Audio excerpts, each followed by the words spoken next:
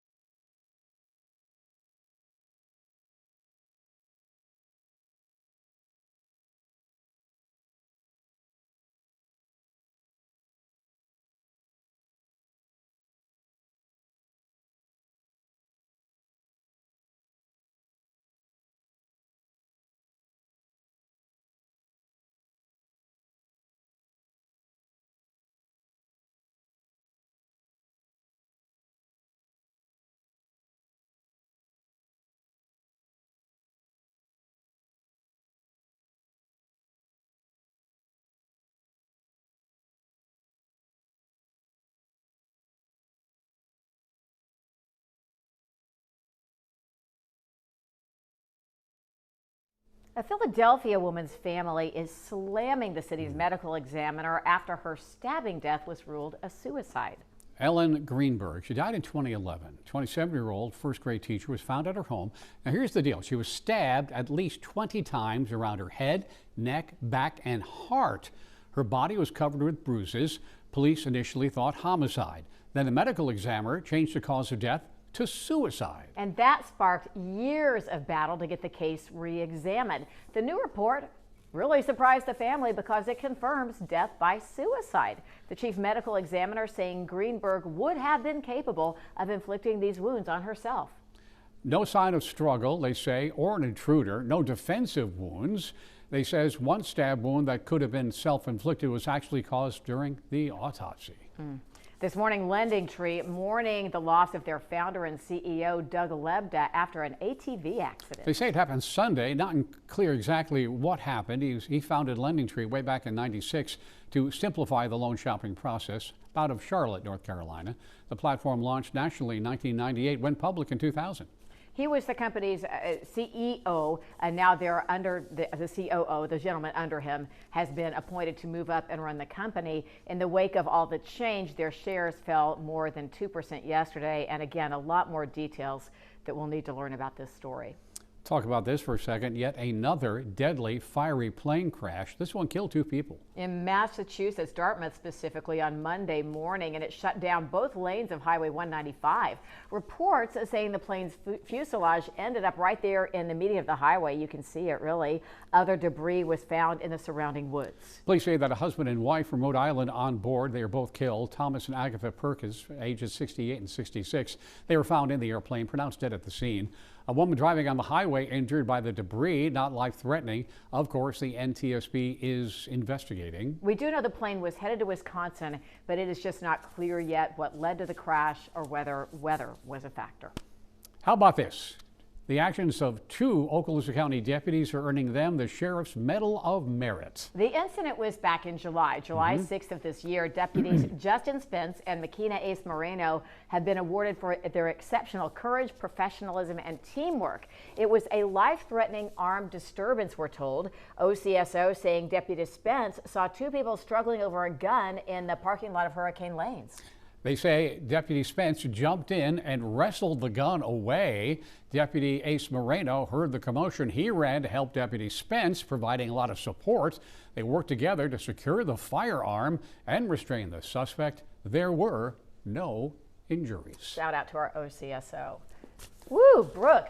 Extreme weather coast to coast right now. Some crazy stuff. Yeah, you know, we have a microburst that it's being blamed for major damage in Arizona. The high winds ripped off the roof off businesses, it flipped vehicles, and homes were also damaged. More than 130 people now displaced. The Phoenix Zoo forced to close due to flooding and uprooted trees.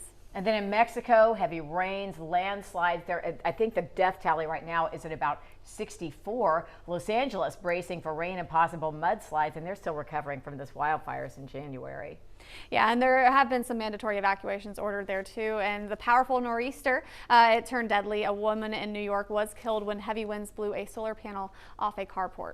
And then we have this. Bad seas, rough seas made for a daring rescue off Cape Cod. Crews pulling a man to safety after spotted in the water by a nearby ferry. They were not confirmed if the man was a ferry passenger or where he came from, but the Coast Guard, always ready, by the way, got him. Shout out to all our friends in the Coast Guard. We're looking live across the I-10 at Garson, pardon me. And as you can see, traffic typically heavy this area this time of day is starting to pick up. It is 7:15. First Warning WeatherNet is sponsored by Peden Air Conditioning, Plumbing, and Electrical. Here is meteorologist Brooke Richardson. We're looking at all that rain everywhere else, but here in Northwest Florida, a whole different story. I mean, I could tell a little bit from my plants at home that it was dry, but gosh, for our local farmers, it's a challenge right now. Yeah, I mean, we've definitely been seeing very dry conditions. We're actually much below average on the year, and we definitely are seeing it in the northern part of the counties. That's where we're seeing just sort of those dry, moderate drought conditions along the coast. We had a little bit more rain, if you remember last week, but certainly not seeing it where a lot of our farms are. Yeah, absolutely. The whole North County areas. We were showing you video of the peanut farms. I believe we went up to Holland Farms in Jay and kind of checked out their situation. Green peanuts are the farm's main cash crop. It's peak of harvest season, and the hard, dry soil apparently wears down their plows faster. They have to replace them, and that costs more money, right? You can't win sometimes when you're growing stuff. You know, it's the wet is a problem, the dry is a problem. Federal monitors show just over 30% of Florida is experiencing drought conditions. I know you talked to them yesterday about this story, but what about us? Are we going to get some rain? We could see a little bit on Sunday, but it's really not. I mean, we're going into our dry season, and then we're going to go into wildfire season, which is really something we want to pay attention to as those cold fronts come in with drier air, windy conditions after cold fronts. That that could lead to wildfires. So something we want to monitor in the future. We are looking at that dry air right now. We're not looking at the windy conditions, so not going to be seeing those wildfire threats. We do have some rain that we'll be tracking heading into the weekend, and overall looking very, very isolated for Saturday. A little bit of a better chance for Sunday. Currently right now we are taking that look over our Hardee's camera. It is gorgeous this morning. If you want to get out and enjoy it, if you like a fall-like feel, this morning is going to be your morning. We're going to start to warm up a bit going into the next couple of mornings, and we'll start to wake up in the 70s again going into the weekend. Right now your radar is completely dry, not going to be looking at much cloud cover. We do have those dry skies through the day today, looking lovely heading into your Wednesday as well. Wednesday you will start to notice those winds coming a little bit more out of the east. This is where that moisture is going to start to sneak in. We will have those winds more out of the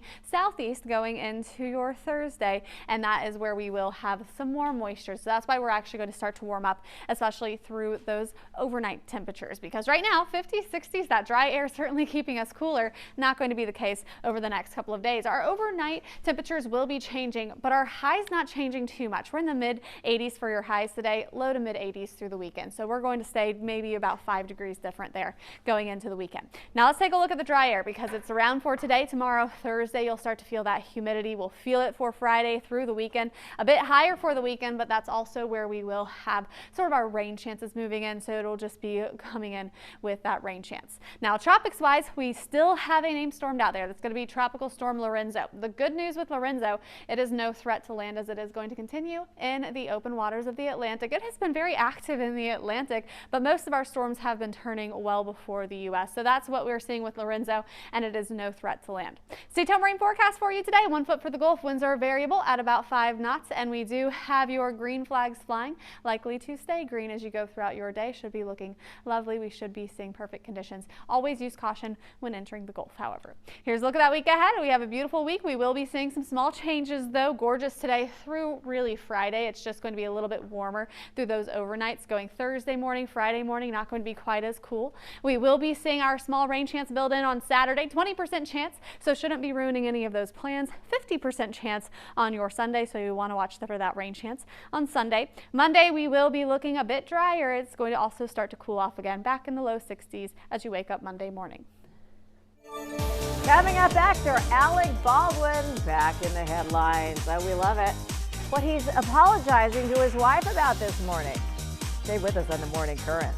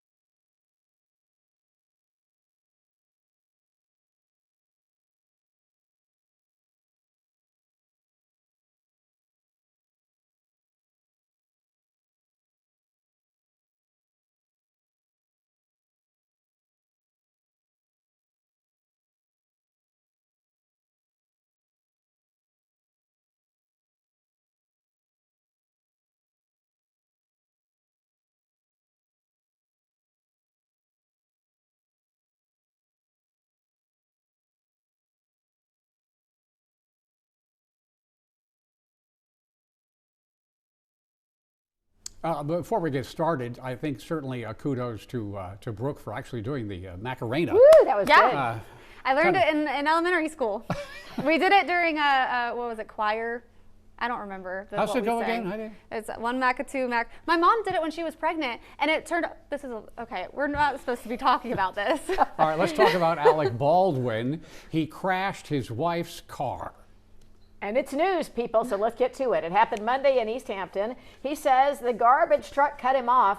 Alec always has a story. Yeah. He swerved and he hit the tree. Brother Stephen was in the car too, and guess what? It was Ilaria's car, the wife. Is the H silent? You never say the H. She's from Spain. Anyway, the front of the SUV was damaged. She's really not from Spain. Thought she was from Jersey. There's a lot of stuff about her, but anyway, everybody's okay. And on social media, Alex said, quote, "I hit a big fat tree and crushed my car, my wife's car. I crashed my wife's car. I feel bad about that, but it's all fine. I'm fine, and my brother's fine." I would imagine they are properly insured. Yes, You would but hope so. there's more family trouble going on. Yeah, Alec Baldwin's wife, Ilaria. She doesn't like when you say Ilaria the H. Baldwin? Ilaria. I'm sure she's watching, and I need to say it correctly. She said she was bullied off of Dancing with the Stars. She was eliminated October 7th, and she earned high scores and reviews from judges and fans. She was partnered with Gleb Sevchenko. Yeah, she said the bullying was very coordinated and strategic. As I understand it, apparently the judges were very complimentary and she was kind of killing it on the dance floor. But I guess viewers have a lot to say about who stays and who goes, right? Well, you Yeah. know who knows a lot about this is Aria, our morning reporter. She's a dancer, and she said that the viewer vote means part of it, but the judge's vote carries weight too. But here's what Ilaria had to say. She says there's a big problem online right now. It's a big problem. We don't see each other. We make enemies out of each other, and I'm talking about my fellow women. Women's inhumanity to women we need to stop. We will never get anywhere. Am I understanding that people don't like her that much? I don't know how you figured that out. We move. Chime in. Sponsored by Florida Power and Light. Well, Wendy Stevens, this is Miso celebrating his 9th birthday. Oh, he looks adorable. Looks still like a puppy. Thank you for sending that in. Good morning, and thank you, Mary Forsyth. This is her son saw this close up in the woods. And Nice managed shot. to get a snap, right? Send us your shots using the Chime In tab. It's on the website or the mobile. Getting back to the hard news in just a second. Jay Hospital now facing a lawsuit. We'll talk about the employees, what they're accused of doing while patients were medicated or unconscious.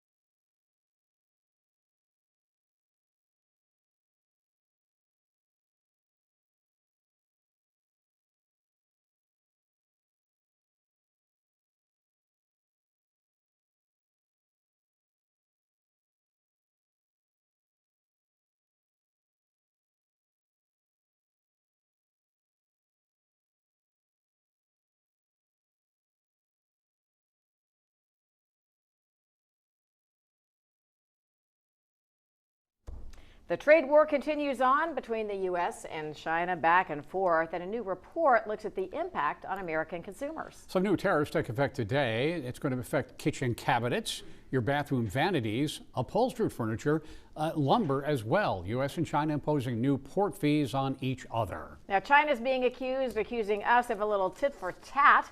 The U.S. had threatened triple-digit tariff hikes by November 1st, so China tightened restrictions on those rare earth minerals, which are so critical to the defense industry. Are we going to feel it all? U.S. consumers will absorb 55% of tariff costs by the end of the year. This from Goldman Sachs. Businesses in America say pay 22%. The foreign export is 18%. The White House continues to say there will be long-term economic benefits. And actually billions of dollars coming in now. Meanwhile, federal workers feeling the pressure. Government shutdown day 14.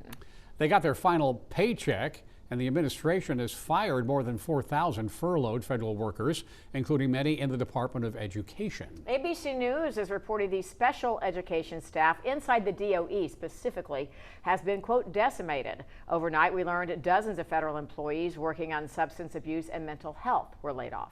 More to come on that, certainly. Now there's this. Attorney Joe Zarzor has filed a lawsuit against Jay Hospital and Baptist Healthcare. This lawsuit was filed on behalf of 3 clients who were allegedly photographed by hospital staff while they were asleep or heavily medicated. These photos apparently later shared on social media. This apparently happened in February. Hospital representatives acknowledged the photos were taken by employees, described the images as, quote, horrible.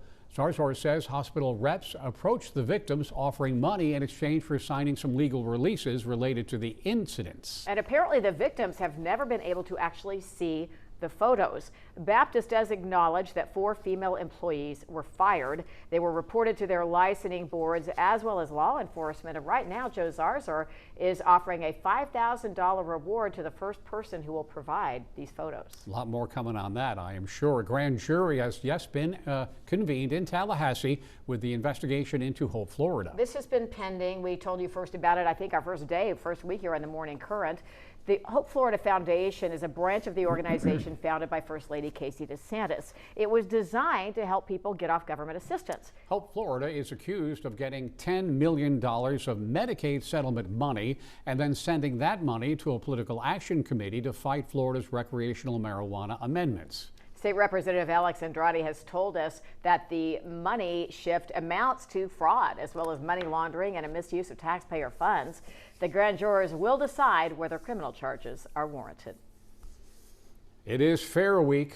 That's right, Brooke, time for the fair. And you proved me wrong yesterday. Back in the day when we used to have the Mullet Festival in Niceville, this week I would always say wear warm socks, but you said you may not need them. Yeah, not looking like you're going to need them. Now we will have just some warmer weather moving in with some more humidity. It's not going to be a big warm up, but we're still going to be in the 80s in the afternoons and 70s as you wake up. So it's not going to be dipping quite as cool through the overnights. Starting Thursday night going into Friday, that's where we will have 70s as you go through the evening. So not going to be feeling quite as cool as we have been in the past couple of days. We're looking gorgeous right now. We will be warming up today. We're already starting off the day in the 50s and the 60s. Radar is looking dry, but we are expecting your temperatures to be warming up with this nice sunny weather. We're expecting to get into those mid 80s for your highs. Let's get you quickly through the rest of your day today. You can see on your Futurecast still a northerly flow, so we're still going to have that drier air around. Sunny skies, not much of a cloud cover out there, but as you go into Wednesday, you can already see by the morning we'll have a little bit of a shift in those winds, and that's what's going to be bringing in some of that moisture, so the humidity is returning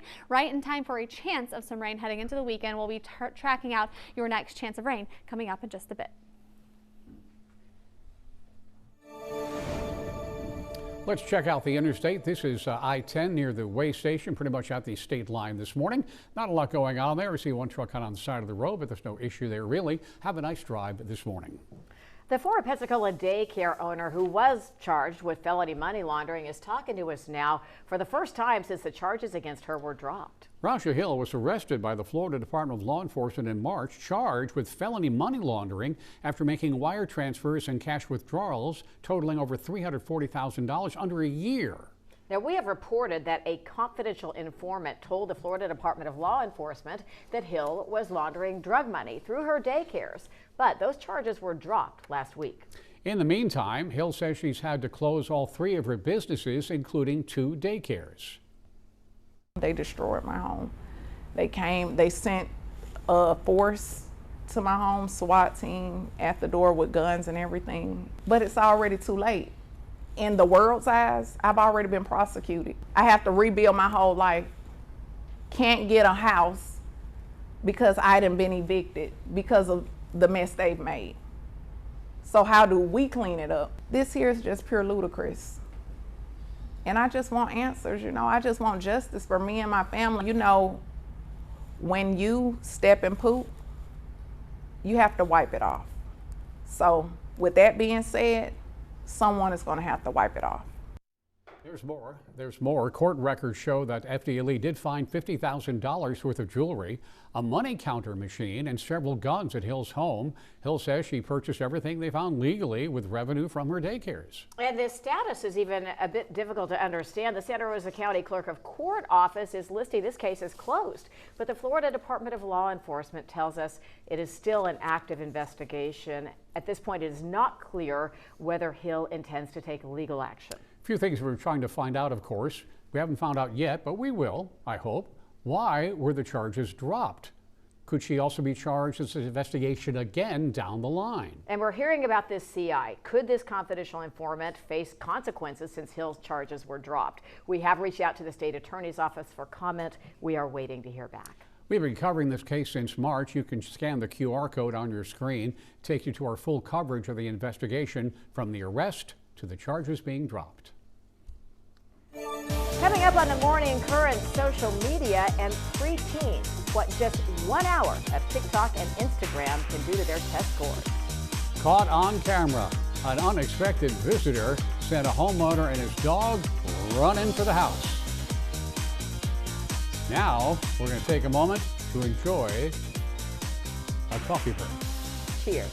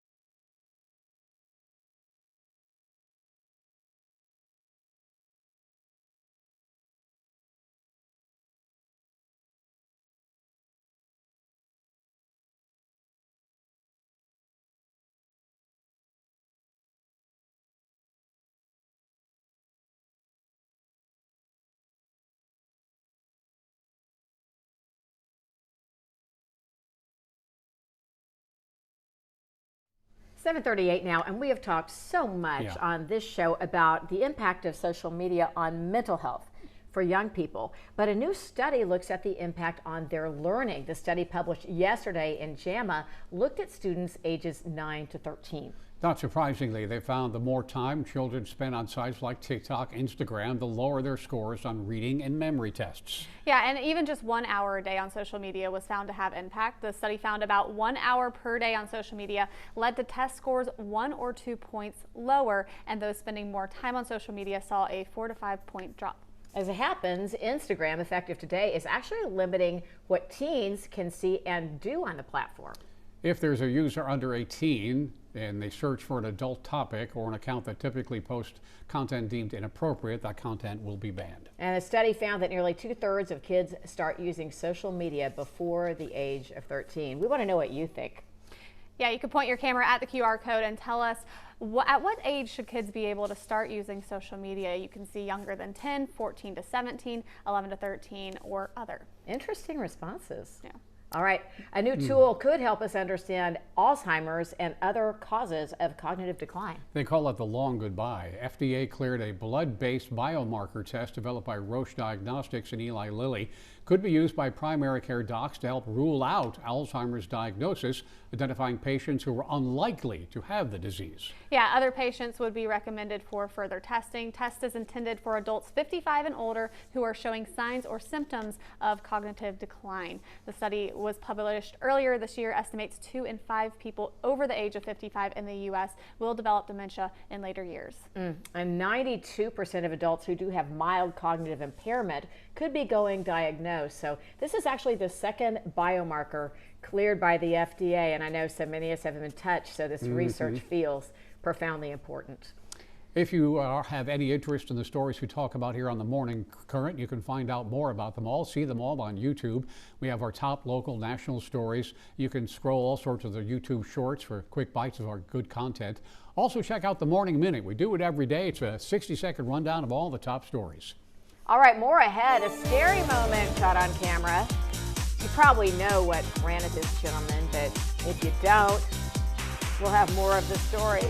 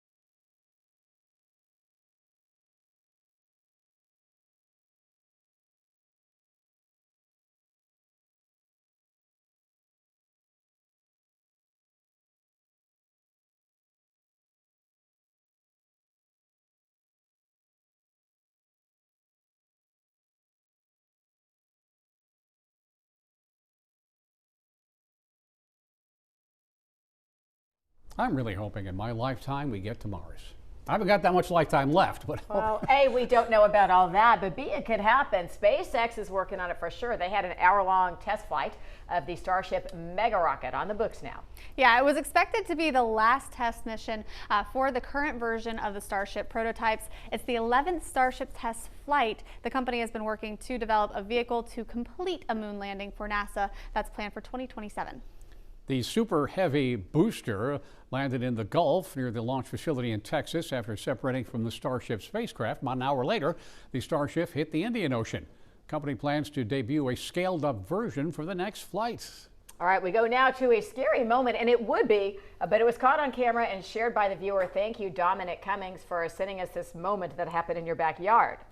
Yeah, the caption just read, I mean, you can see it. The bear chases my dog and me back into the house. Thank goodness the bear ran back away after they made it into the house, but definitely scary. I was saying the bear honestly looks like he's trying to play, but if that was me and my dog, I would be terrified. No kidding. Yeah. Our friend there is pretty quick on his feet. Look at that. Honestly, kudos to the dog too, because sometimes the dogs go after the bears and the critters. So that dog was like, I don't want that. Yeah, right. If we could teach the dogs that, because so many of the bear attacks seem to end up happening after the dog mix it up with the bear. Yeah, smart dog. All right.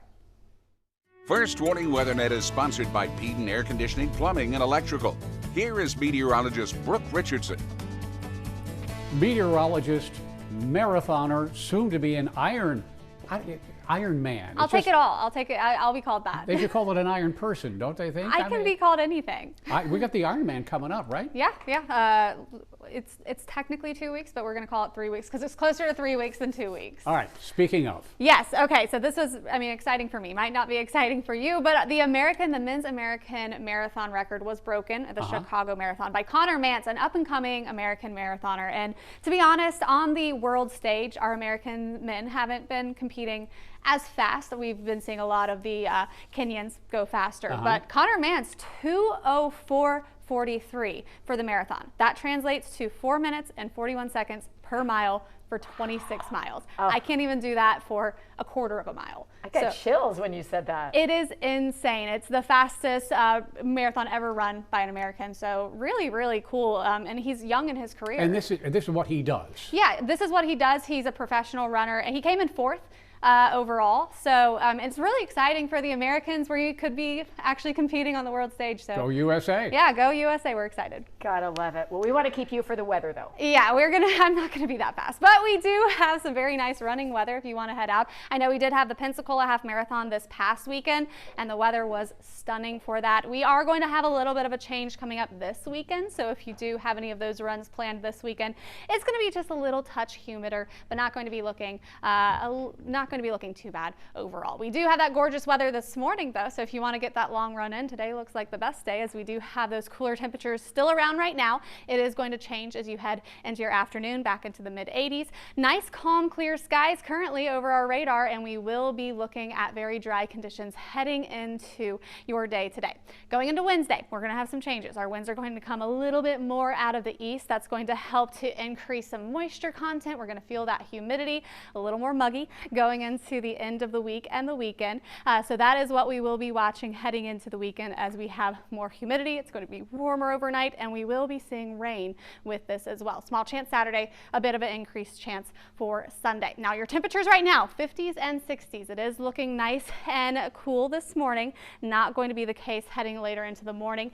By the time you hit the afternoon, your highs today, mid 80s. So it is going to be a warm one for us. We will be looking at temperatures getting into those 80s even into the weekend, but it will just feel a little bit different. We're going to be seeing that humidity increasing for Friday, Saturday, Sunday. So definitely going to be feeling that humidity going into the weekend. Let's talk tropics now, because we do have still a very active season, but we are seeing just one named system in the Atlantic right now. It is Tropical Storm Lorenzo. The good news is that this is no threat to land, and it is expected to stay in the open waters of the Atlantic as we head into your weekend. We are going to be seeing just some lovely weather across the U.S. in terms of those tropical systems, because this is going to be remaining far away from the U.S. as it just sort of meanders in those open waters. Seatown marine forecast, we have 1 foot for the Gulf. Winds are variable at about 5 knots for today. We do have those nice calm conditions on the Gulf, so if you are heading out on the boat today, it's going to be looking perfect. And also if you are heading out to the beach, also looking at some beautiful weather. We do expect those green flags to fly. Just always remember to use caution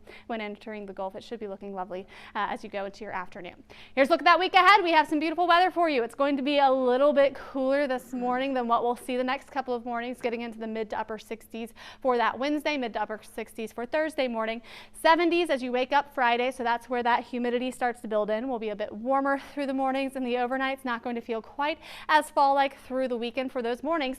The good news is we have some rain moving in for the weekend. We need the rain, and that rain will also start to usher in that dry air again. So it's just going to be more humid for the weekend, and then going into Monday, you can see back into the low 60s, 81 degrees for your highs by Monday morning. We'll have plenty of sunshine there.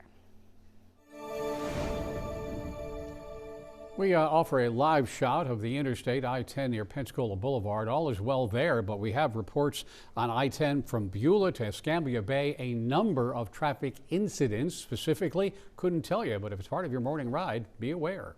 We also got reports that we'll get to that, but let's get to this. The giant pumpkin. The prize for the biggest one may make you want to learn to grow some things. Look at that guy.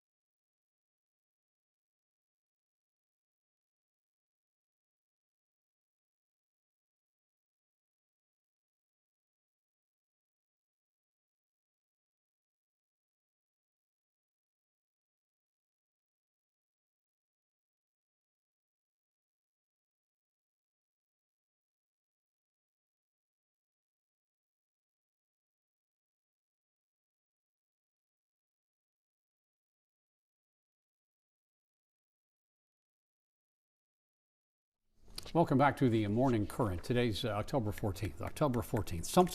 Something. I can't quite put my... Brooke, can you come? Yeah, it is our lovely, wonderful Miss Laura Hussey's birthday. You guys. No, it would be a great present. I have no idea. Speech. No, I'm just kidding. $600 million. Yes, I will take that. How about Mega Millions? Happy birthday to Mrs. Willits as well. Paula Willits and I share the same birthday, so there's that. And we would both be happy to win the Mega Millions. The 600 million really translates, once it's all said and done, to a mere 277.2 million you take home. Yeah, and the next drawing is tonight. There was no winner last night. The next drawing Wednesday night. The jackpot now worth 273 million. Yeah, that's the Powerball. Okay, so we got that too. Yeah. Sorry about that. No, all the millions Buy run both. together. So many millions. Good luck with all the lotto. And of course, you can see the winning numbers both nights on WEAR News at 10. Okay, if that doesn't work out for you, maybe you can get some cash by growing a giant pumpkin.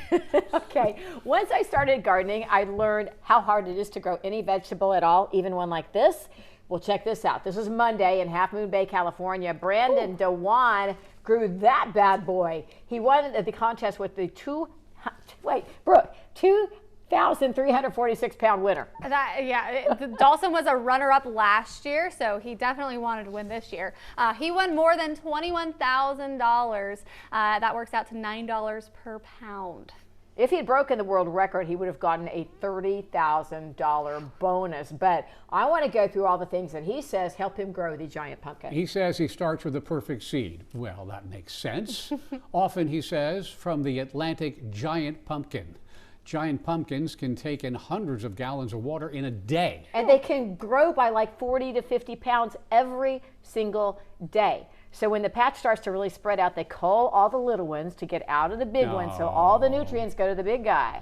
Yeah, and the growers cover pumpkins to protect them from the sun. Also use overhead sprinkler systems to keep the skin from getting too ripe or too hard. If the skin splits, the pumpkin is disqualified from competition. It's the great pumpkin, Charlie Brown. You have to commit to this. Oh, you got to baby it. You got to baby it. What a little diva that pumpkin is, but it looks good. I mean, how do you even get it to the competition?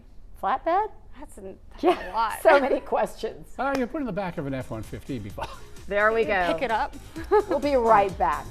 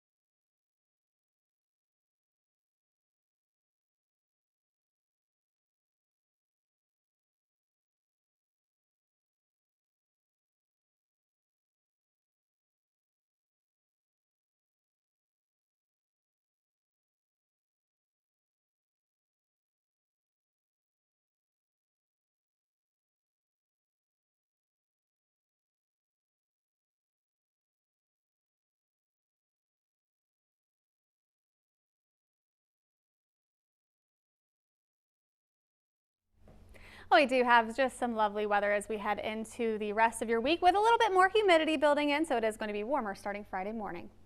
Wishing you a beautiful day. Thanks for joining us on the Morning Current. We'll see you tomorrow, 7 o'clock, right here.